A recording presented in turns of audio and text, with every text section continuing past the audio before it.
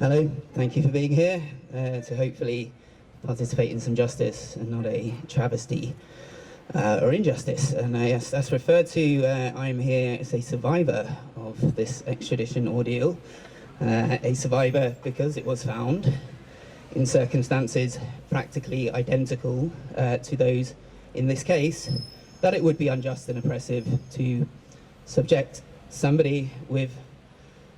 mental health complications that, in the opinion of a medical professional expert witness, would result in their being at risk of suicide to the inhumane, oppressive, frankly degrading conditions of the United States detention system, with specific reference to certain things that were roundly denied without further evidence by the barrister for the CPS today, such as that it is possible to give adequate treatment for suicidal people, suggesting that one could get therapy once a week, when it was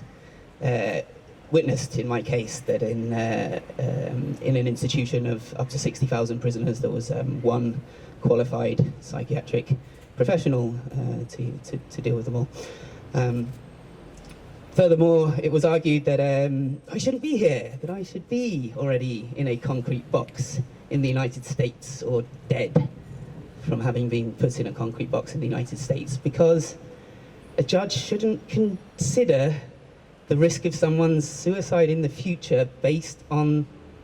future conditions that they would be subject to, that they can only consider that risk based on their condition now. Now this I found quite funny, because I remembered when that exact argument was ventured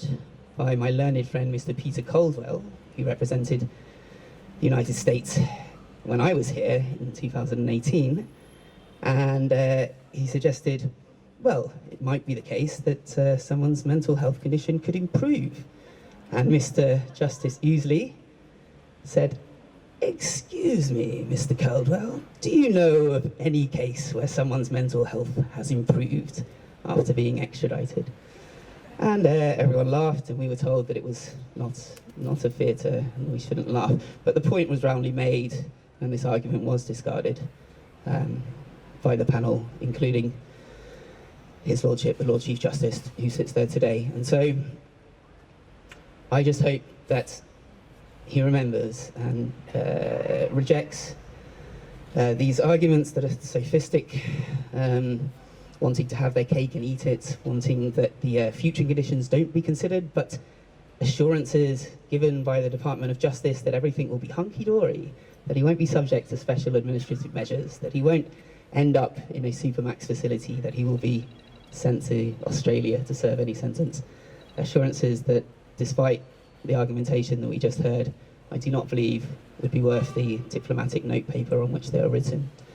And so I think that the argument so far has been weak and facile, sophistic, and based on, if not outright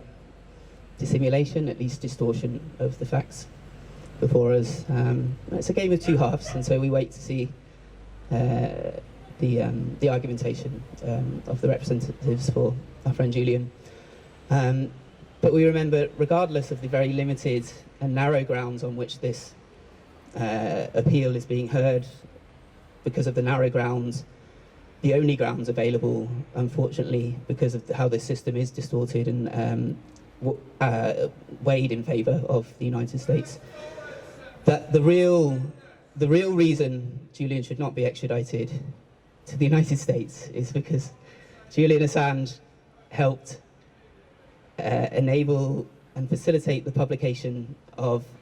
journalistic evidence of war crimes by that same government and regime that this court now considers that he should be rendered unto, to undoubtedly be tortured and made an example that nobody else in the press, nobody else like so many of you that I see standing before me today with cameras and notepapers and laptops, and presumably, if not today, at some point, the aspiration that you would stand up to power and speak truth to it in the interests of justice and democracy. Thank you.